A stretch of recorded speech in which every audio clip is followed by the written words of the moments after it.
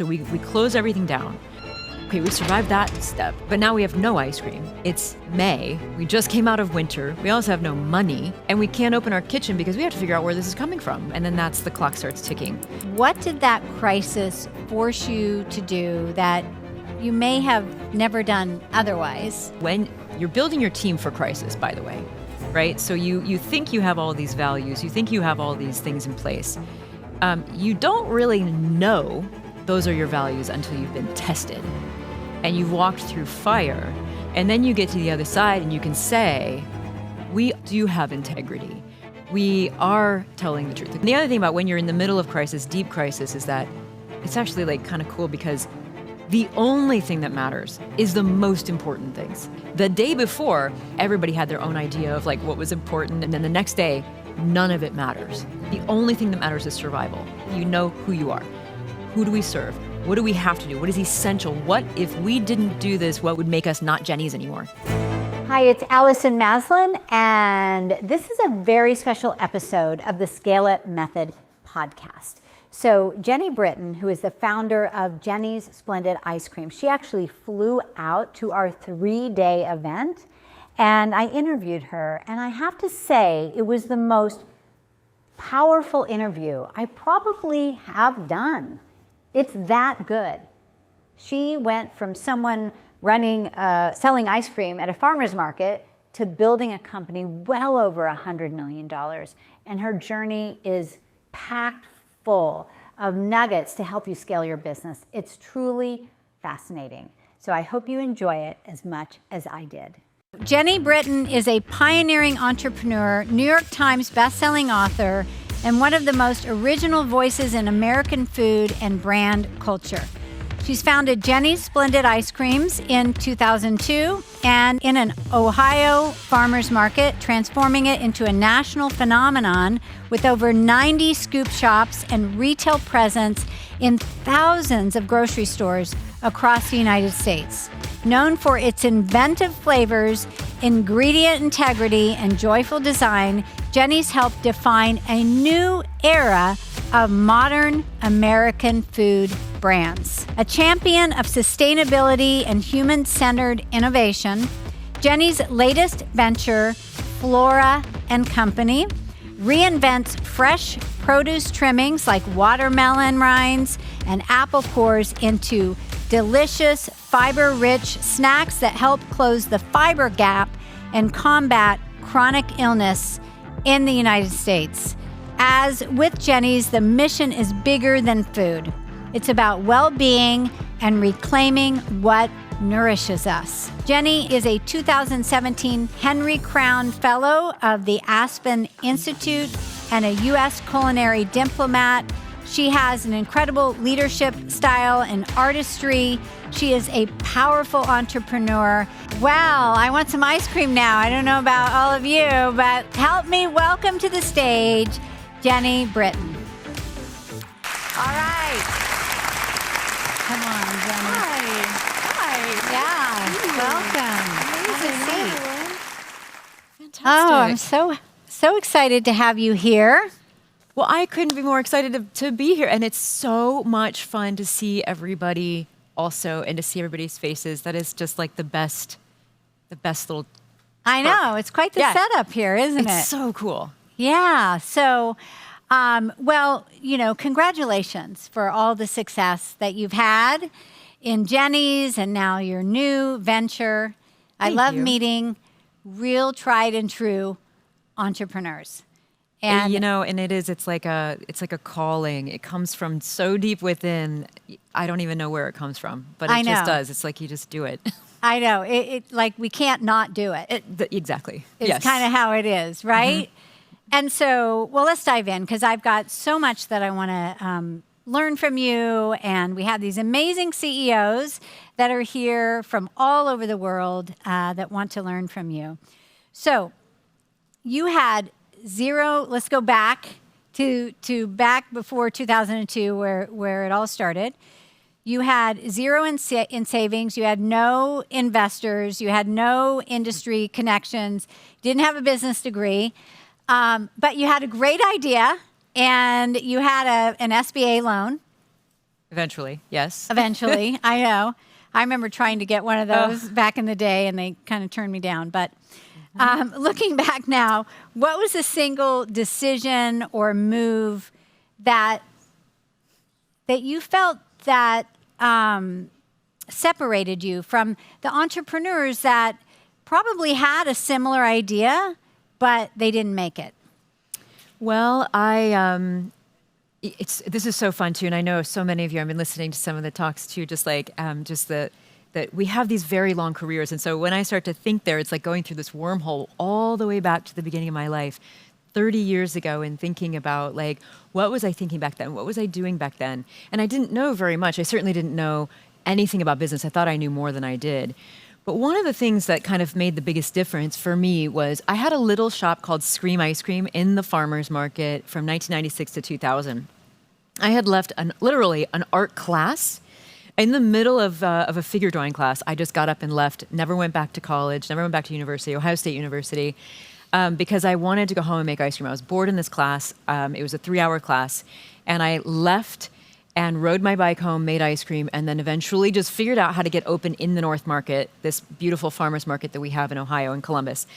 But I was still thinking like an artist. I didn't know this for the entire 4 years that I was in business there. But I was still thinking like an artist. So what I was doing was I was inspired by the farms and the farmers. I was inspired by whatever the people were doing in the market. I was inspired by pop culture or whatever story I wanted to tell for my customers and for me and, for whatever was going on at the time. Instead of thinking about what's selling, what do people want, I was just making whatever I was interested in. So if you came into Scream Ice Cream and you got salty caramel for one day and you brought all your friends back the next day to have it, I might not have it. And back then, that was like our big flavor. That was the one that everybody loved. People would drive in, they'd fly in just to get salty caramel. We had Vogue magazine coming in because we were putting salt in sweets, which of course now we're all used to that, but that wasn't the case back then. But I might not have it that day. And when you came up to the counter, I would say, well, I don't have that today, but I have this. And I didn't realize that was disappointing people. So eventually, there were many more mistakes, learnings, but eventually I closed Scream, and it wasn't until I was at this coffee shop back long before cell phones and all of that, where we used to buy a magazine and go sit in a coffee shop for 4 hours. I was doing that, and I really was there because there was this beautiful orange scone that I'd fallen in love with, and I was craving, and I went there, I waited in line, and I got up to the front, and the person was like, "We're out of the scone. We don't have it today." And I was like, "What do you mean?" And so I didn't know what to order. I didn't really want anything else, and I left. And that moment changed everything because I realized what a disappointment I felt at that moment, and that this is exactly what I was doing to all of my customers at Scream. So from that second on, everything, I had pink hair, and I was this quirky artist, and I changed everything. My hair went to brown. I dyed it brown, even like darker than my natural color. I cut it short. I put on a white shirt, black pants. I wrote a business plan, and I put all of the emphasis on our customers and the quality of what we were doing and the stories we were telling. And that made all of the difference. It was no longer about the art, this ice cream artiste, me thinking about me and my sort of thing that I wanted to tell the world and the journey I wanted to take people on. But instead it was more, I have a perspective that we can make better ice creams, that we can make them with beautiful ingredients from beautiful, amazing farms and other people. And we're going to tell those stories. We're going to listen very closely to what works. And if it works, it's going to stay. And if it doesn't, we're going to let it go. And that literally is what we do to this day. We've never run out of salty caramel, ever. Yes. It's always been there. You can rely on it. All because the scone was not there. You never know where this you cosmic never know inspiration is going to come from. But I love that. I love that. It's such an incredible story. And so, although I would say your ice cream is an art, you still kept the art. 100%. And so I think being an entrepreneur is learning what it is that you're bringing, what perspective you're bringing to the table. Because I think, who said just now that you're the Picasso? Okay, I'm seeing him right now. But anyway, of your business, you are sculpting it. So you do have to understand your perspective. Right. And that's important because if you don't have that, you don't have a business. You don't have something that's unique and creating value for other people. But the difference was, my grandmother actually was an artist. I grew up with artists, my mother, my grandmother. They didn't like people to commission things from them. They didn't want people to pay them for their art. Yeah, buy it, buy the art that I already made, but don't tell me what to do. In entrepreneurship in our companies, we really want to listen to customers. Of course, it seems obvious now to me, but at the time I thought, maybe the customers weren't sophisticated enough or some, story I told myself, until I realized that I have to bring all of my talent in and then listen closely, keep what works and shed what doesn't, and don't feel so connected to the things that aren't working that I get stubborn about it, which I can still do a little bit, I guess, but. Yeah, we all can a little bit. Yeah. How much of a role has vision played in, the building and scaling of Jeni's and now Flora? We talk a lot about vision, and we're going to be diving into that today. And I'm just curious, how much do you plug into that, think about it? How much is it like the guiding force in what you do? I think this is one of the main expertise of a founder or that sort of visionary CEO. I think every company needs a visionary. Vision for me was, I, like probably everybody here, I am a person of many ideas. Many, many, many ideas, because I'm a simultaneous thinker, nonlinear. It's constant all the time. But what creates a vision is when you can take an idea and project it into the future, and you can see that path. And it takes a long time, I think, for that to click into place. It's a lot of pattern that has to come together. We can talk about the new company too and how that happened with there, but there's these patterns that come together, they sort of overlay each other. And once you kind of have this vision, where you fit in the world, what value you bring to people, who's going to care, all of those things, what the world looks like when you achieve, what you're trying to achieve. When you lock into that vision, then it's like, you're over here, your vision's over there. The straight line is not, it might be the fastest way, but you're never going to get there in a straight line. It's like there's a bowl of spaghetti between you and the vision, the moment you're in now and the achieved vision. You have to figure out how to get there. And you're going to go a lot of wrong turns, but you never change the vision. And so the vision has to be big enough that it's not going to change. You have to know how you're affecting people's lives and why you're the unique one to do it, and you and your team. And then that doesn't change, but everything in the middle, you just figure out how to get there based on your values, based on what you're there to do. I love the spaghetti. It definitely can feel like spaghetti with a lot of wrong sauce. Turns. With a lot of sauce. Yeah. Did you ever feel like their shift happens where it goes from you following the vision to the vision leading you? That's an interesting point, because I do think that once you kind of lock into a vision, or once you kind of just lock into even, this sort of idea, the path begins to light up in front of you. It's almost like you don't even know what your next step is going to be, but then it lights up and you take it. And then you go and you read some stuff, or you're investigating, you're in input, and then it lights up again. And you start to go down this path that you didn't necessarily intend to go down, and now it's like pulling you. I don't know if anybody has experienced that kind of pull, but it almost feels like it's not push. You're being pulled by that. Yeah, that's how I feel with Pinnacle Global Network. We're in our 17th year. And first it was really kind of crafting that vision and then stepping into it. But it's created such a vortex of energy that I feel like it's pulling me along. I mean, leading me, right? And I see, maybe it's a good time to say, I see people all over TikTok, all over Instagram doing vision boards. I don't think that's the same thing. It's not a visual thing. It's a value thing. It's what value are we creating? What are we going to give people? What are people going to come to us for? What are we going to be known for? What change are we making in the world? All of the other stuff is just the sort of design and things like that. That's the sort of things that you'll figure out along the way. But it's the big picture. Yeah, it really is. Now, you have over 90 scoop shops across the country, with plans to cross 100 this year. Yeah. Is that right? Yeah. And plus, you've got your ice cream pints in thousands of grocery stores, crossing 125 million in annual revenue, which is amazing. Oh, I think we're at 175 at this point. 175? Yeah. Oh, wow. It's, It's just Luckily, I'm not the CEO anymore, so. And we'll talk about that. And love your ice cream. Peppermint patty is my favorite. And that's amazing because it's non-dairy. It's actually coconut cream. It's one of my favorites too. Oh, really? And I'm a dairy person, so we've really done something with our non-dairy that like all these dairy people love too, which is just amazing. Yeah, I'm not great with dairy. In fact, that's funny. I didn't even know that. And this is a chai. It's got coconut milk in it. So. Yeah.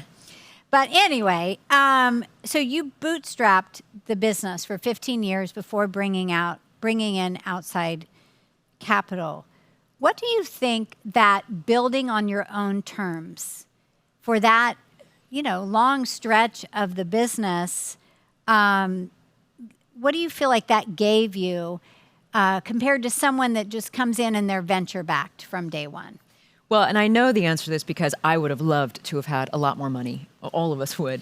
I would have loved in those early days to have millions of dollars to build a massive, I had this vision of like an ice cream factory with cows on the roof and the grass and play areas for kids and all this. I don't know how we were going to pay for all that. But what happened is that we chose not to like go after any kind of money. We stayed with the SBA. We stayed sort of very, very lean on a shoestring. But what ended up happening is that we put this focus, or I was just focused on making the ice cream better. And so I was out literally working in the dairies, learning about homogenization pressure, learning about different kinds of pasteurization temperatures and how that affects milk proteins and how that affects the texture of the ice cream. Learning how to make ice cream from a totally different perspective. So we didn't use stabilizers, emulsifiers, egg yolks, corn syrup. We could actually make milk proteins almost act like egg yolks in the way that they work, in the way that they bind water. All of this happened because I was spending time at the dairy. If we had taken money, that wouldn't have happened because it's just too weird. But that's just one example. Jeni's really became a company that if I were to right now take our business plan, let's say take our pretend like it's a new company, it's a business plan of exactly what we do now, the way we train, the way we scoop, the way we clean defrost our freezers weekly. Nobody does that in the ice cream business. The way we do everything, the way we make our ice creams, is incredible. We talk about what the cows eat before we even make the ice creams. If I took our business plan to any business school in this country, I would fail the class. Like, there's no way. And so what happened was we just figured it out. It took years. It took decades to figure out how to be uniquely us. And I see my friends, other entrepreneurs, and they're so restricted because the finance world knows only one thing, data, which is about yesterday, which is about what happened already. And they're measuring everything by it, and that's what they do really well, and that makes sense for them. Entrepreneurs are about the future, and we are about what is possible, and that is a very different thing. So if you give yourself that time, and it's very hard right now because we see all these entrepreneurs and rocket ship companies getting VC funding, if you give yourself the time to figure that out, you will be in a stronger place. Ice cream obviously is an incredibly crowded market. We are the first ice cream company, really since Ben & Jerry's to really take this cultural sort of baton, I think, from Ben & Jerry's. In fact, we just hired the Ben & Jerry's CEO yesterday, news. Oh, wow. Congratulations. He's amazing. He was at Ben & Jerry's, started as a tour guide. But anyway, he's a great person. I love Ben Cohen, too, and Jerry. They're wonderful. They were actually clients of mine. I saw when that. I had my ad agency. It's so cool. I mean, they're wonderful people. I still love the ice cream and all of that. But just, the point that I'm just making is that if we hadn't done it this way, we would not have been able to make the splash we needed to in the world of ice cream, which is so crowded, so brutal, so cutthroat, that you need a swell of new people to the category in order to survive. And that is how we did it, by being totally different, by making up our own rules. And that's literally why we're here. So if we had gotten that funding early on that I dreamed of, it would have been too much. We would never have been able to pay it. It just wouldn't have worked anyway. But also we would have been confined to what had already happened. And probably thrown a lot of money away. We didn't know even what to do with it, probably. That's what happens. Yeah. A lot of people get the funding and they don't really know business and they just kind of throw it at a bunch of stuff that doesn't work. So speaking of mistakes, when I think of when you're looking for those perfect hires, I think of it's like if you've ever had not great relationship, okay, in your personal life. Sometimes those are good because then it helps you get clear on what you do want, right? And so what were some of those expensive hiring mistakes and that you made along the way? And what did that teach you about what you were actually looking for, in building a team and your overall growth strategy? This is just the effort, the work, right? Is people, and I have learned, so many times that there are all sorts of different kinds of amazing people in the world. They're all amazing, many of them, maybe not all of them. Most people are pretty great in something. That doesn't mean they're going to be great on your team. And what I have learned is this word that I love so much, which is alignment. Actually, I learned this from a poet that you might, if anybody's like going through a moment in their lives, and you just need some poetry. Young Pueblo, if you don't know who Young Pueblo is, he's amazing, but I learned this word from him about relationships. This is true of any relationship that you have in your life. And like when you've got a friend or, you meet somebody and you're just aligned and you know it, and there's chemistry there. What happens is that I can say something that I believe, and I don't have to start at, the Stone Age or the sun's coming up to explain it to that person. It's just a click. I start talking, they start talking, and we're just like, yes, yeah. That's alignment. Like, what that is. I have hired so many people who I thought were just brilliant, but we couldn't communicate. We couldn't align. And I ended up feeling like it was me. Because they're the business people, they're the trained ones, in your company. Usually, if you're the founder, usually you're the only one that didn't have training. So you're like, well, they must know what they're doing. I'm going to give them space. I'm going to get out of their way. And I have learned after way too many of these mistakes, because people will say, like marketers will come in and they'll want to change everything, your packaging, your everything. And you're just like, I don't know that this is the right thing. And, but what I've learned is that alignment is chemistry. You feel it when it's right. And when it's not right, it's not anybody's fault, but this is your company to figure out. This is your team. This is your fellowship. Company, the word company I love because it means you're not alone. You've got to find the people that align, not just with you, but together. And so it when it's right. And when it's wrong, you can spend a lot of time trying to make it right. And in my experience, it doesn't ever get there. I'm so glad that you brought up this, because I've been thinking about alignment a lot lately. And what I think over time, you just get so in tune with yourself, where you just know, like, this doesn't feel right. And you're trying to make it fit, and it doesn't. So, I've made so many hiring mistakes over the years, but I've gotten so much better because of really listening. Like, does this feel right? Is there that click? Do they get it? Right? Or does this feel forced or even painful? If you constantly have to explain things, or if you're constantly begging for some attention or information or whatever, it's just not aligned. And I'm a Midwesterner, just at heart. Peoria, Illinois, Ohio, like Midwesterner. So I really like to assume everybody's, wonderful and everybody's got... And I don't want to make anybody upset. Well, anyway, you have to understand that that's nothing. It's not your fault. It's not their fault. It's just, this is what we're going for. If we're going to build a company together, we've got to be on a team. The way a basketball team, I don't watch sports, you guys, but like sometimes I'll catch a basketball game. And what I noticed one time, a long time ago, is that like this guy was running toward the basket and he just threw the ball behind him. Didn't even look. The other guy caught it and made the basket. And I was like, that is what I want on my team. I just want to know. We all know where we are at any given time and what we're doing. And that's alignment. Yeah, for sure. It's like me on the trapeze. I got to know that catcher's there because he better darn catch me. I can't believe you do trapeze. I just think that is so cool. It's so fun. You'll have to come do it sometime. Yes, that would be amazing. So, so you started with this one-woman farmers market operation to hundreds of employees. And so what do you feel like was the most important thing, or the most important few things for you to really build the right team?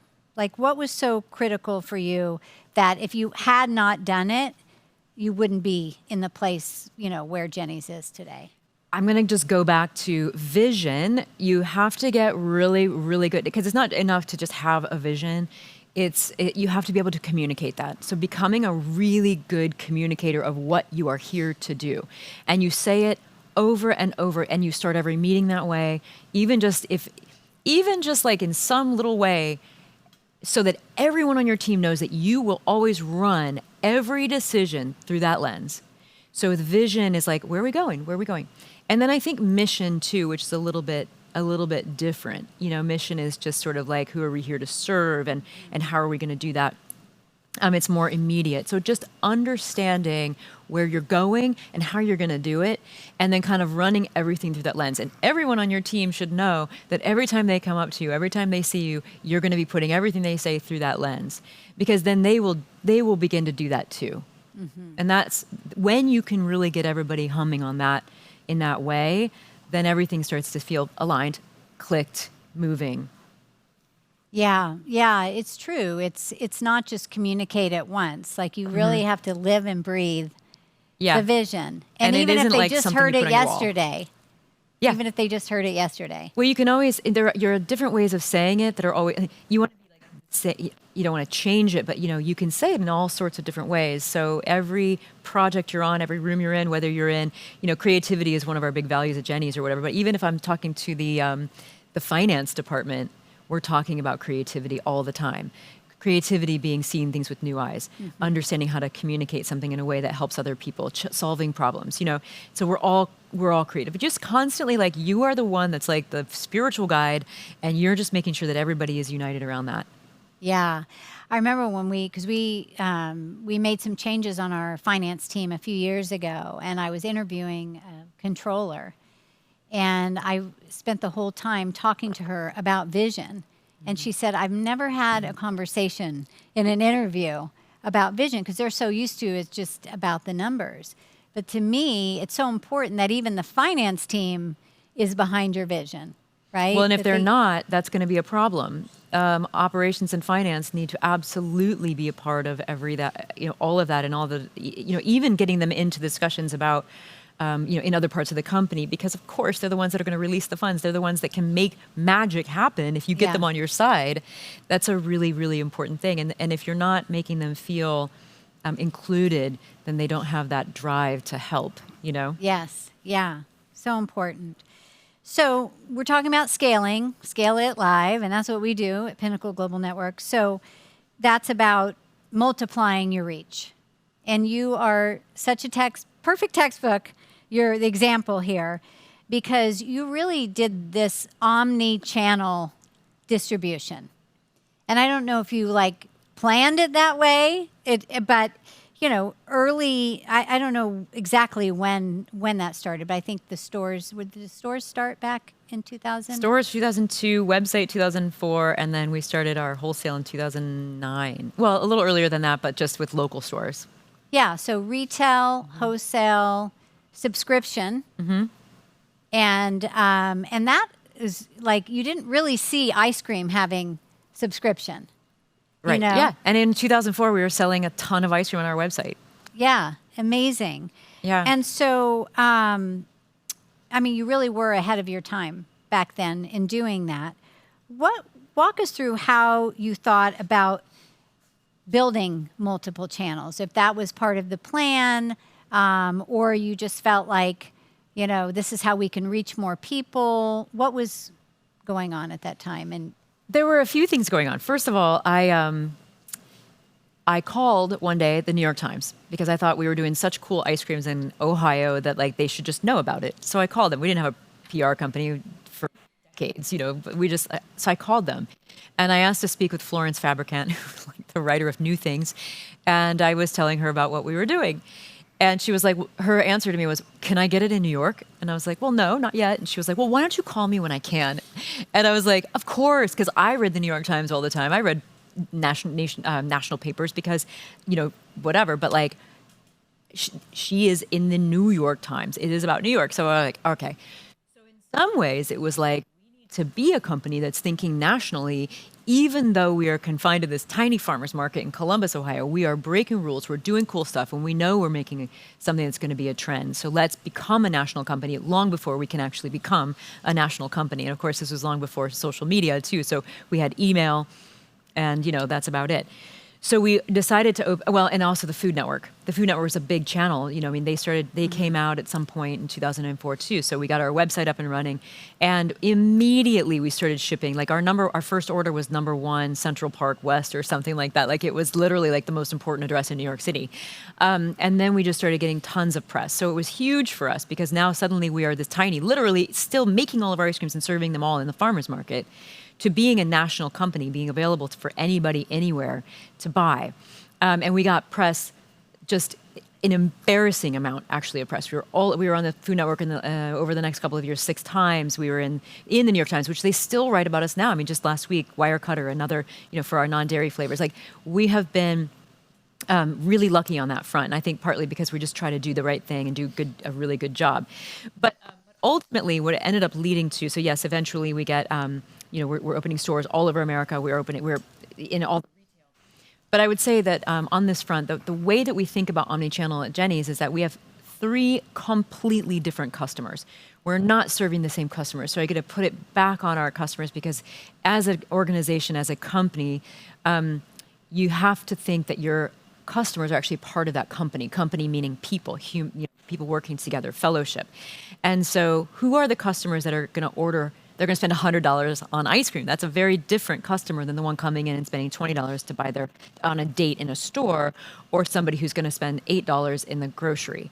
Right. Very different people in very different places of their lives and very different situations. And so really starting to dig into who are they? What do they want? How can we, at Jeni's, pardon my French, but we always say, how do we please the shit out of people? That's what we just, all the time. That's the way, how do we please the shit out of people? And obviously this is one of those like very, very behind the scenes kind of things that we do, but like that's really the motivation. When we know that somebody's on vacation and they're ordering a bunch of ice creams because they're going to serve it at their party in their little, in their cabin somewhere, that's a different thing. And we want to make sure that that box, when it arrives, that it has like this story and it's really fun and it's got all the things they need for that. And when we're in grocery, we want to be able to say, on the side of our pints, we don't write the history of the company like everybody else does. We write the same thing that I might say over the counter to you if you were in our stores. So this chocolate is the most amount of chocolate, the least amount of anything else. It's very high quality chocolate. That will be right on the side of the pint. So we're actually speaking directly to you, even if it's in grocery.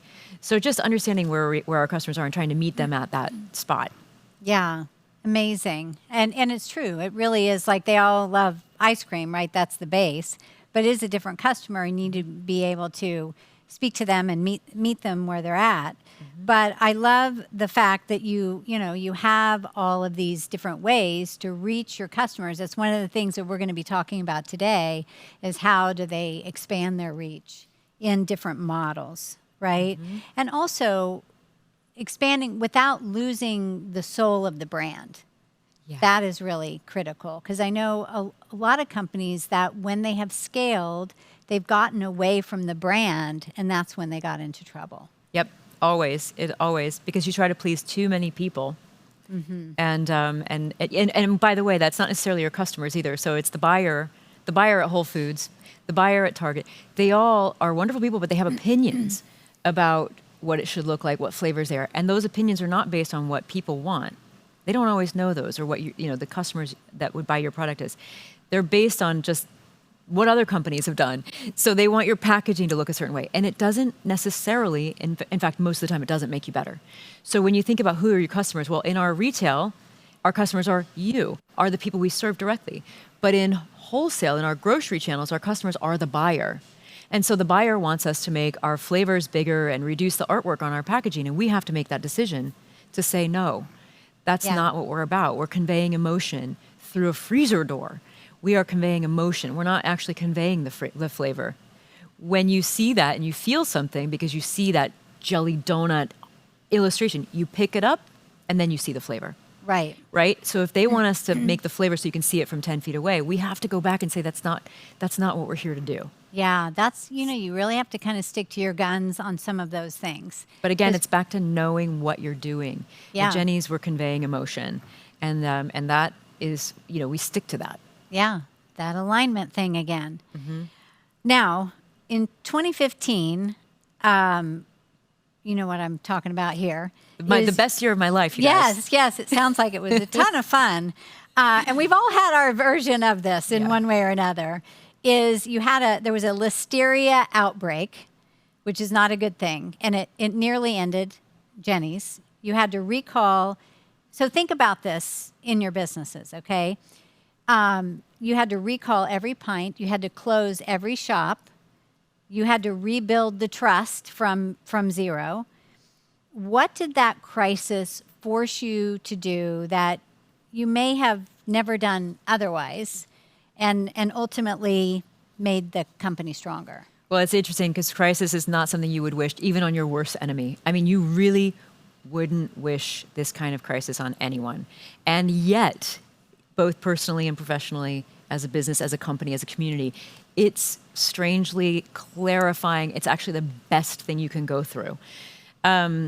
Let me also clarify too that because we were able to make decisions very quickly, unlike another much larger competitor that was going through it at the same time, and they took 3 years to make decisions, we recalled our ice creams right away, and we actually prevented an outbreak. So there was one pint that tested positive for listeria.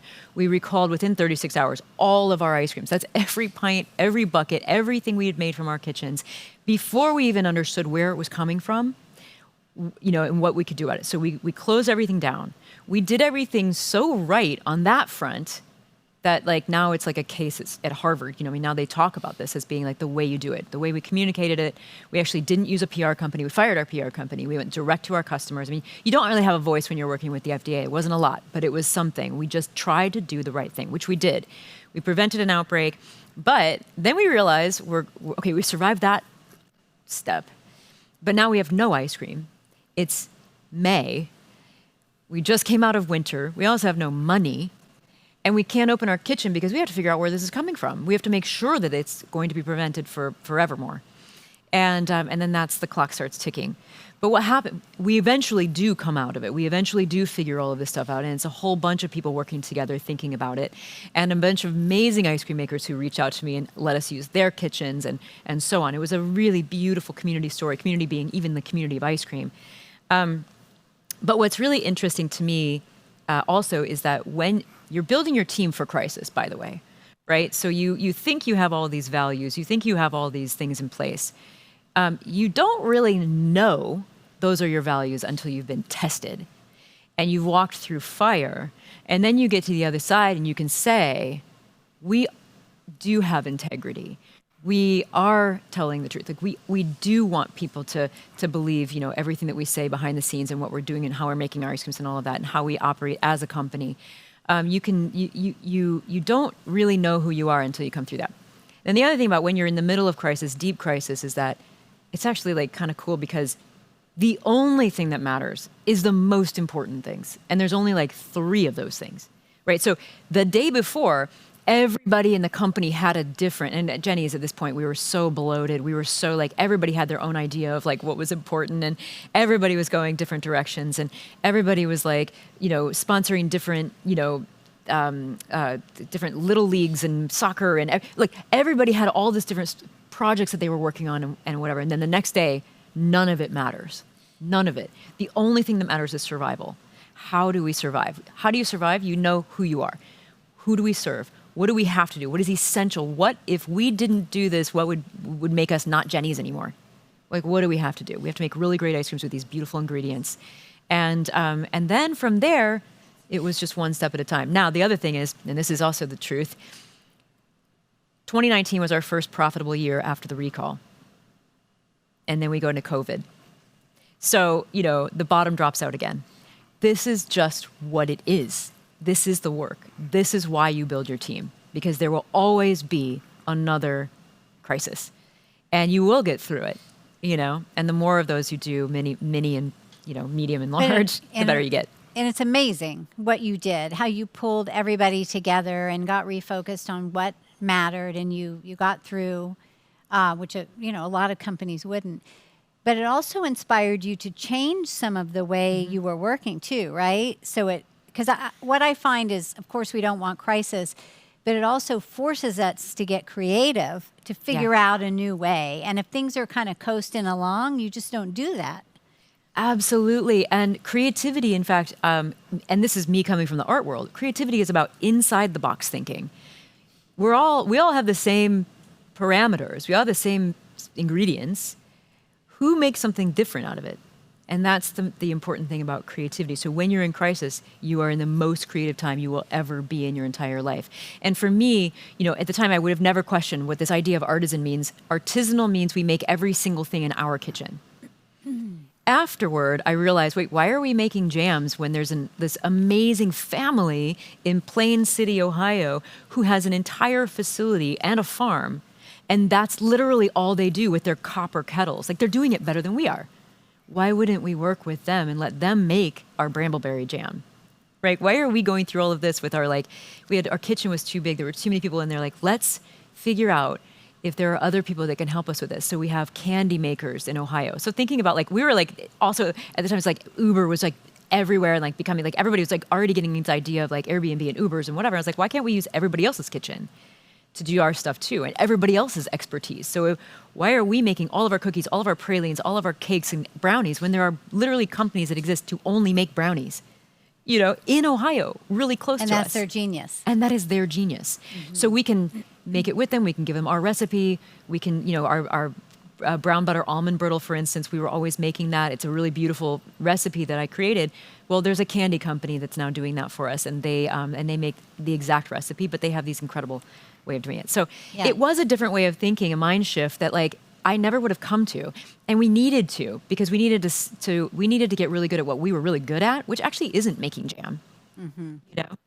Yeah, it was be able to focus in on the ice cream itself. So now you build this amazing company. You were winning all kinds of awards, the James Beard Award, which is a big culinary award. You are a category pioneer. Yet at a critical point in your growth, you decided to hire an executive coach.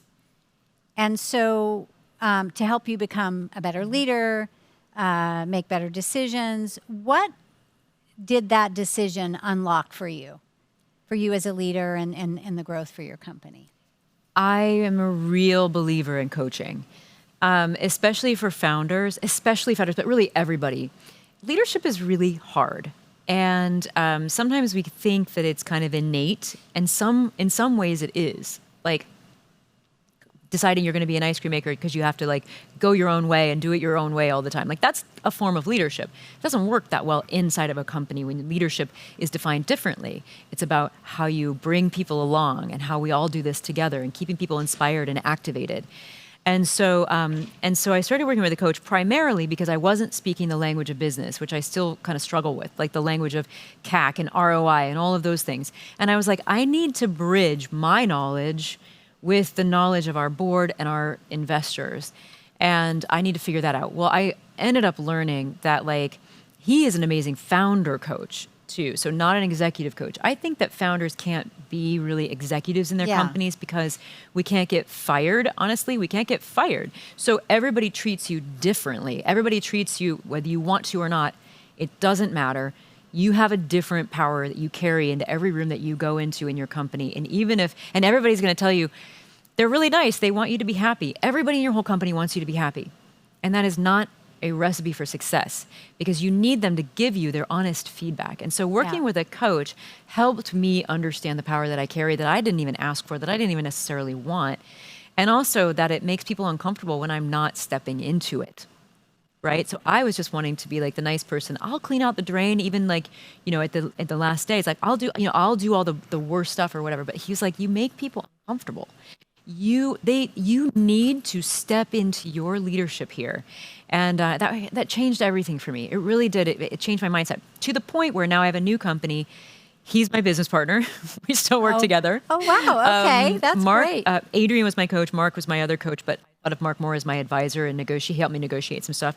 And they're both my business partners. And we do coaching inside of our new company, Flora, as a team, because we're a remote team. So we do coaching once a month, and we each do individual coaching once a week.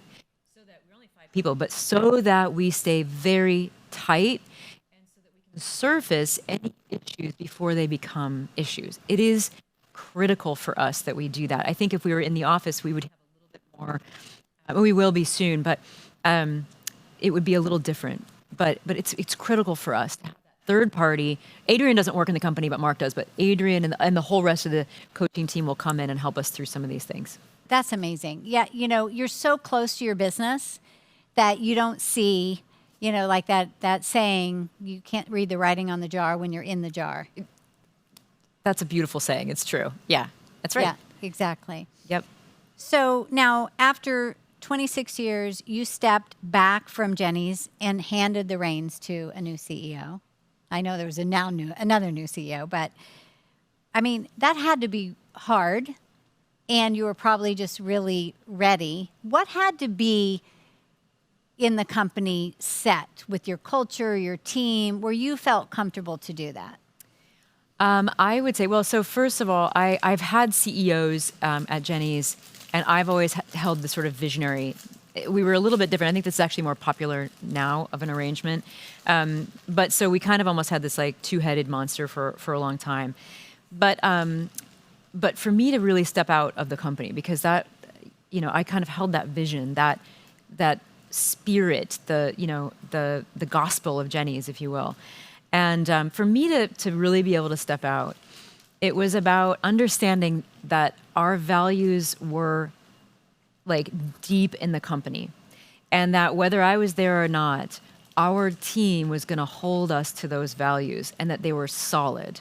And we know who we are, and we know how to make decisions, so that all of the people in the company, even if there's not a CEO there, they can run. The company will be okay because we all understand our why, we understand our values, we understand who we serve, why we're here, and how we do things. That is like, I realized that it is such an incredible moment to be able to say that. That's like what you've been working for. That it's almost like me staying there was almost ruining it, because my entrepreneur head is always wanting to change everything and make everything better all the time. And so it was almost becoming disruptive because they were so good at actually doing that. And so that is where we're at now. And we do have a wonderful CEO who just started, who is not necessarily such an operational CEO, which we've had in the past, because we really needed to get operations tight. But he's going to be more of and he is more of an inspirational, also operator, but like an inspirational CEO, which is really cool. So for the first time at Jeni's, we have not me necessarily, although I'm there anytime they need me, of course, but somebody who's going to be carrying on that torch there. And so you're still part of Jeni's, like it's still. Yeah, I mean, we're meeting, we meet regularly, but I do try to leave people alone. Because it's, again, going back to that coaching, I do try to give them space. I would never go in and say, hey, you guys need to do this or whatever. I would never do that now. I only go when I'm asked to be there.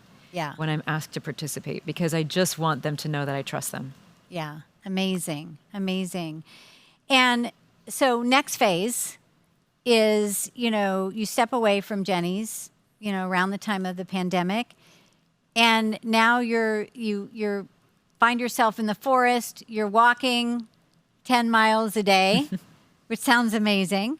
And this is where you started getting interested in learning more about fiber, which takes you to the next company that has nothing to do with ice cream. And so that's, a real departure. A lot of business owners have a hard time. They kind of go and stay down that same path. How did you trust your instinct to say, okay, I'm going to start over and I'm going to go, from ice cream to fiber? Yes, I mean, when I left Jeni's, I didn't even know who I was outside of the company because it had been almost 30 years. I am literally made of ice cream. I think through the lens of ice cream. Ice cream is oddly a lens, literally, through which I see the entire thing. My entire life philosophy could be summed up. In fact, I'm writing a book on ice cream and philosophy. It's just silly. But so I really had to figure out who I was. I also realized that I wasn't very healthy. I had given everything to the company. I also am a mother, and my kids were teenagers at that point, and I had really given everything. I felt like a washcloth that had been just wrung out too much. And so I didn't know what to do. So when I was a kid, I was in the forest. It's my happy place. I just went to the forest, which is why I started walking. And I sometimes literally walk 10 miles, actually almost daily for a couple of years. And it started to make me feel really good. And then I started, like, I have a big imagination. I started eating, like, the forest. I was like, I'm just going to eat like a gnome. So I'm eating like blueberries and seeds and nuts and, you know, all of these things. I was actually literally like making like a forest fairy, like, you know, diet. I mean, I was just like, you know, in this healing time, in this time of imagination. I was going to say, you were going through a whole healing and finding yourself. And it was wonderful. I was forest. free. I could do whatever I wanted to. And I was really, for whatever reason, drawn to blueberries. And it was great. And then I started to just like feel better than I've ever felt in my entire life, literally even when I was a kid. And started researching it and realized that it was fiber. I mean, obviously walking too. Those two simple things changed everything. But at the time, everybody was talking about probiotics and obviously protein. But nobody was talking about fiber. And everything that I read said that diverse fibers, not just single source Metamucil sort of fiber, but diverse fibers, 30 different plants a week, will change your microbiome so drastically that you will then get you on every realm of your being, from your clarity and your mental to your sort of your gut-brain axis and how you feel, your emotional anxieties and stress and all that stuff can come from your vagus nerve, from your gut, and how that affects your vagus nerve, and another physical health. I mean, everything is driven and regulated through the microbes that live in your gut, and those are regulated through what they eat. So if you eat a single sources of fiber or not enough fiber, because our industrial food system removes it from our diets, then you only get one colony of bacteria and microbes. And if you eat diverse, you get other ones growing. And that is what you want, is a diverse microbiome. And so I realized, like, I just need to keep investigating this. And then my coach, Mark, an advisor, and I were in a big, huge, like massive food processing company where they only cut vegetables and fresh produce. So they take watermelons in, cut them, and if you buy watermelons cut at like Whole Foods, that it probably came from this facility. And so all they're doing is cutting fruit all day long. Matzo apples are grown in upstate New York, and they're all sliced in this facility. And when I saw that, I had already read that watermelon rind is really good for you, because I remembered reading a research paper on it, because my grandmother used to eat it. She used to pickle watermelon rind. My grandfather used to eat the whole apple, the apple core and all. And I had been reading about these ingredients, and I knew they were already really good for you. So this is another part of that, like layering the patterns on. I knew that was good for you. I knew it was missing from our food system. I saw this as waste going out of this food facility that shouldn't be. You were like touring kind of we facility. were touring on and you see these watermelon rinds everywhere. Literally light bulb. And then we were touring because we were working with another founder. That was what we were doing for a couple of years after I left Jeni's, was like help other founders scale a little bit when they're in that sort of critical moment. And it was too big for what she needed, but we started within weeks. My actual business partner now, my coach, Mark, moved from LA to Vineland, New Jersey, and we started learning how to ferment these ingredients, how to work with them. We made a whole bunch of different things, and we settled on we like to make a pancake mix and a cake mix and a pizza crust and all different stuff. And we settled on making our own fiber powder. It's a super powder that we make in this facility out of fruit. And then the product we make is a bar. And so it's a diverse fiber bar with 12 plants, 15 grams of fiber. Here. They're adorable, and they're really good for you. So where it syncs up with Jeni's is simply, I think, it's about making people feel better. At Jeni's, we said this all the time. How do we make people feel good? At Flora, it's how do we make people feel good? It's a lens. And so it's different, but we get to do these really great bars and all sorts of flavors, and that's kind of the new passion. They're so good. And you kind of use a little bit of the kind of flavoring that you did with the ice cream, right? Yeah, so Raspberry they're a concentrated rose, blueberry, nutrition. matcha, and they're so good. Mango so I've been cardamom having is these my in the favorite. morning now. Yeah, so eat fiber. If you learn anything today from me, eat fiber. Eat fiber. It's so Get your so sources good of fiber, for because you. it will change how you feel. And if you can't get it, well, yeah, we're here for you.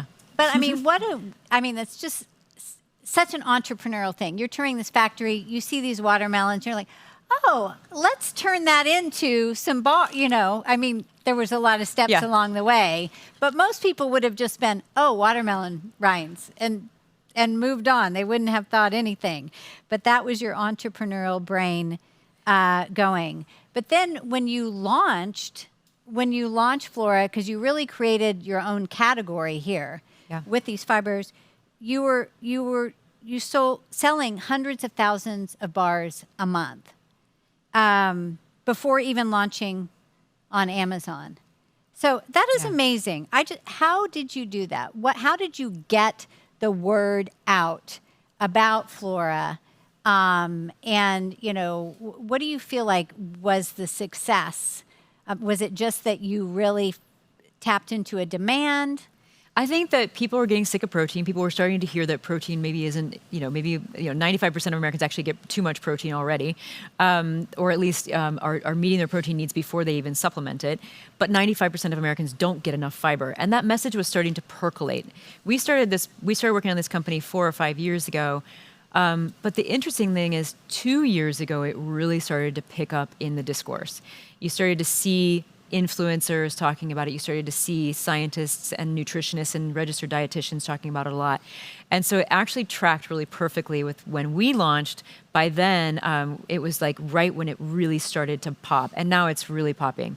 But what's happening here is really interesting because protein took like a decade to get where it's at.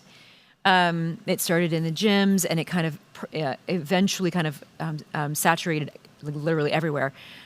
Fiber is going much faster. And this is kind of indicative of how we do business now. It's like when something is hitting, when it's right, the word spreads very quickly. And I don't think of fiber as a trend. I think of it as kind of a correction. It's a corrective diet. We need it. We're always going to need it. And it just popped. So when we had our PR company, when we launched, and when we had our social media game, which is like a very little game, but we were able to get influencers involved, it popped. And I think it is part of that entrepreneurial thinking where you're like, you spend a long time putting patterns together, and then when it clicks, it's a lot of things. You know that the trend is coming. You know it has to come. You know it's going to be a big tsunami, and you just find your way in. Yeah. Amazing. Well, I'm so excited for you. With this company, knowing what you know now, what would you maybe have done differently? Like if you look back on everything it's not like you have regret, but you do have a lot more wisdom now. Do you ever go, gosh, if I had known this, I would have done this or this back then? I absolutely do. If I had known what I know now, I would have brought in a coach, an advisor, and an incredible attorney in 2004. I didn't have an attorney until 2021 for me. Okay. I didn't have anybody protecting me, anybody on my side, anybody with my interest outside of the company, outside of what they could make from me. So by the end, I had a lot of people who had a lot to gain or lose, if they wanted to see it that way, from me. And so everyone was pulling me in totally different directions. And that was incredibly difficult. And once I found, my coach, the first thing he said to me is, I'm on your side. And I broke down because nobody had ever said that to me before. I was out on my own island and pushing and running so hard to bring this company into fruition and get it off the runway that I just didn't have anybody on my side. And I think it's important that we protect our own health as founders and entrepreneurs and leaders, because it is a lonely road. And we can do better, I think, in America on that front too. Yeah, so important. I've been in business 40 years and I have a coach too. So it's, and it's what we do. I'm so passionate about it. So lastly, when you're 100 years old or beyond that and looking back, Jeni, what does a flourishing life look like to you? Well, I love the word flourishing. It comes from the ancient. It comes from the ancient philosophers. Actually, it's what Flora is named after. Flora is the ancient goddess of flowers, but we added the U for the word flourishing. I read many years ago that actually it's a better translation from the ancient word eudaimonia or ataraxia, which means the framers of the Constitution actually said life, liberty, and the pursuit of happiness. But what would be a better translation for it now is flourishing. And so what we think of as flourishing, they were thinking about it, that idea of happiness. And it's really about when you're at 100 years old and you look back over your life, what does that mean? And we all should have that in America. And I think the entrepreneur sort of American dream is that. It allows us to have that freedom, the agency to push forward and find this sort of exploration and discovery that that I crave in my life. And when I look back, I think that's exactly how I'll think about it. Flourishing to me was the ability to just kind of find my own path in my own unique way, and then change other people's lives in the process. Yeah, so beautiful. So beautiful. Thank you. This has been amazing. Is she absolutely so brilliant? Did you learn so much from Jeni? So inspiring. Thank you all so much. This is Thank so you great. I love much. seeing you all here too, and thank you so much. I've just been looking at everybody, and it's just the coolest. It's so cool. I love it. Yeah, thank you for making the journey and you. being in studio with us. It's My just absolute been pleasure. Our honor. So let's give it up for Jeni Britton. Let's blow up the chat here, Yay. everybody. And thank you all. Thank you. Wow, I hope you enjoyed that episode. Like I said, it was an incredible experience, and I learned so much along the way. And so if you watch this and you're like, gosh, I am truly ready to scale my business, then I want you to check us out at Pinnacle Global Network and see what we're all about. And if you want to speak to one of our high-level CEO strategists, just go to myscalesession.com and you'll get a one-on-one session where they will do a deep dive and open up the hood of your business and really see where the gaps are, help you clarify your vision and the steps needed to get there. All right, so you can go ahead and register for that now. And if you like this episode of the Scale Up Method podcast, please share it with a business owner that you care about. And please subscribe to our channel, and we would love to hear your review. It means everything to us. All right? We'll see you on the next episode of the Scale Up Method podcast.